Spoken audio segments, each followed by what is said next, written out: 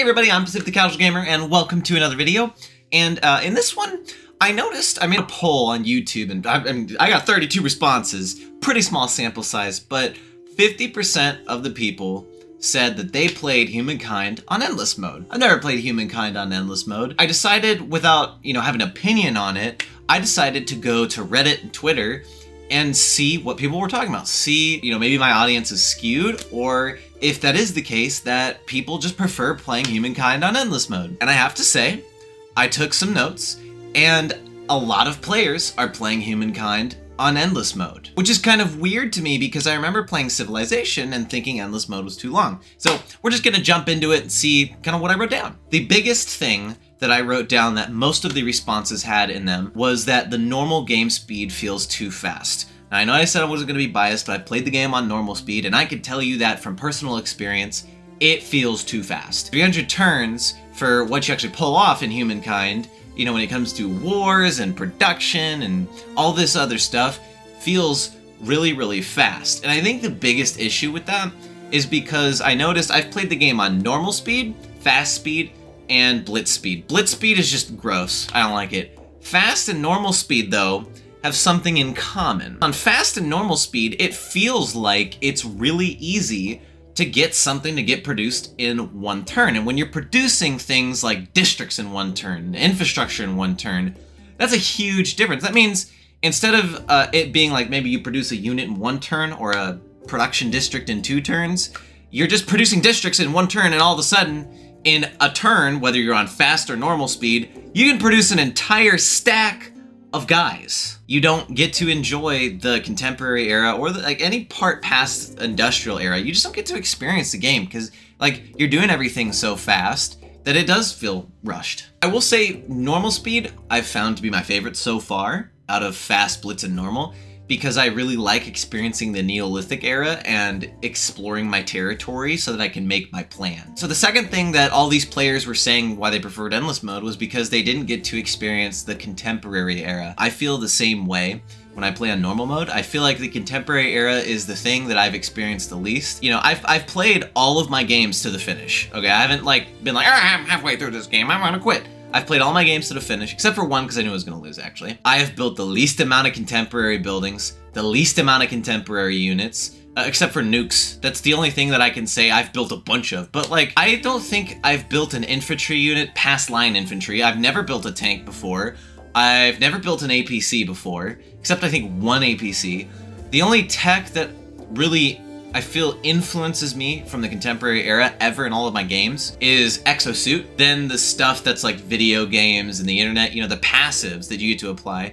Because I feel like I don't have enough time to build up those buildings to then upgrade them into contemporary era buildings. And half the time I feel like I'm producing so much stuff that it's a waste of time to build contemporary era buildings. Not to mention the fact that if you research all of the technology in the world, the game just ends. So you might have, let's just say, 50 turns. That's how the end of the game works, is usually either 50 turns or the game just raw ends. Maybe you're researching so fast that you cut the game short. Or you're playing too slow, the game still feels cut short because you never got to go to the contemporary era because you didn't pick science as a specialty. Now we're getting into stuff that I, as a player, have not experienced, and what I've just read on the internet, on the Reddit forums, and that's wars. A thing that some people were saying was that they really like how wars feel, and I can tell you, if you don't change what units do at all, the slower the speed is, the more impactful single units are. A warrior on blitz mode can only last maximum 75 turns, right? A warrior on endless mode lasts 600 turns. That's a lot of time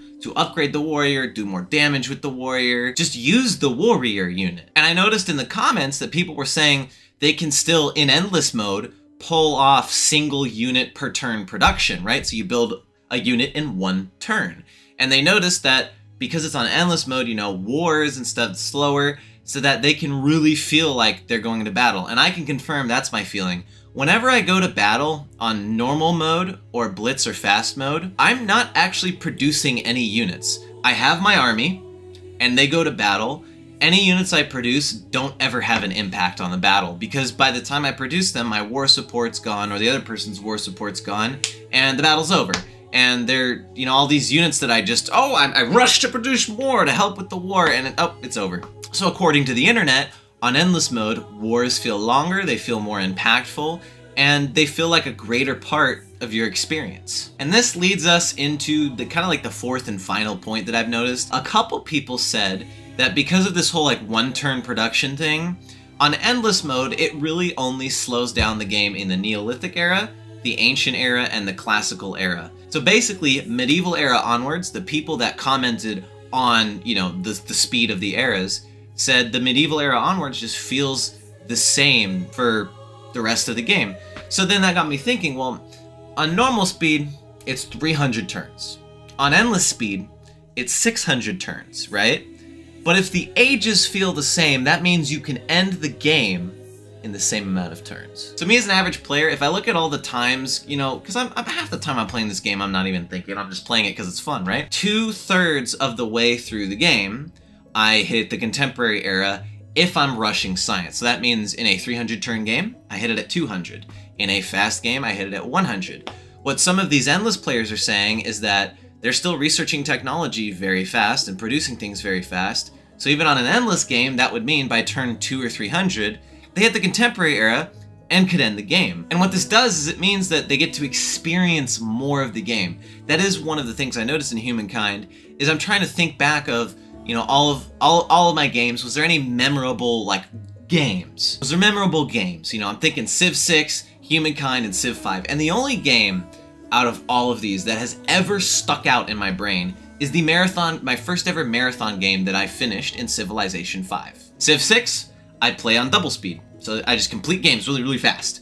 Humankind, I keep completing games really, really fast. And I think what the players that play Endless are craving is like a story. Instead of playing like a shooter game and, you know, completing rounds and being like, yeah, I got like 1,000 kills this day. I got, you know, I played and ranked up 200 MMR because I played ranked so fast. They're looking for like a project, right? A thing that, you know, takes multiple days to complete. You can't complete the game in one sitting. And it's like, yeah, man, my Humankind game this week was blank. I did blank. I had this epic war, you know, then I've got this technology, and because it's endless, you know, maybe it unlocked a special unit that had a high impact on the game. So I unlocked this unit, and it really, really impacted the game, and it changed this entire war for me, right? And then I was making all these units, and we kind of started streaming units together, and this guy, man, I kind of beat him. It's kind of like Korea. I kind of went towards his capital, then he went towards my capital, but instead of ending on the line, I made all these troops and fought him back. You know, I think that's what these players are craving. I'm starting to crave that myself. I haven't touched slow mode, I haven't touched endless mode, but these players seem to be craving that kind of like, it's an epic story rather than, you know, my game of Humankind that I played from start to finish today. That's kind of what I noticed, you know, why these players are playing endless mode so much. And I think definitely I'm going to try out endless mode. That's one feature in Humankind that I haven't tried out yet, and I think I'm looking forward to it because if what these people are saying are true, there's a couple issues I noticed with Humankind that endless mode mitigates. So that's pretty much it. Thanks for watching. Do you play endless mode? Are you one of the nerds that are seeking a whole freaking odyssey, an epic of epic proportions in your Humankind game? Or do you just play endless mode because you think it's too fast? Or do you hate endless mode because you're tired of sitting at your computer for 10 hours a day trying to play this game, and 10 hours later, oh, I got to the classical era, baby. Good stuff. I'm Pacific the Casual Gamer. I suck just as bad as you do at video games, and I'll see y'all in the next one.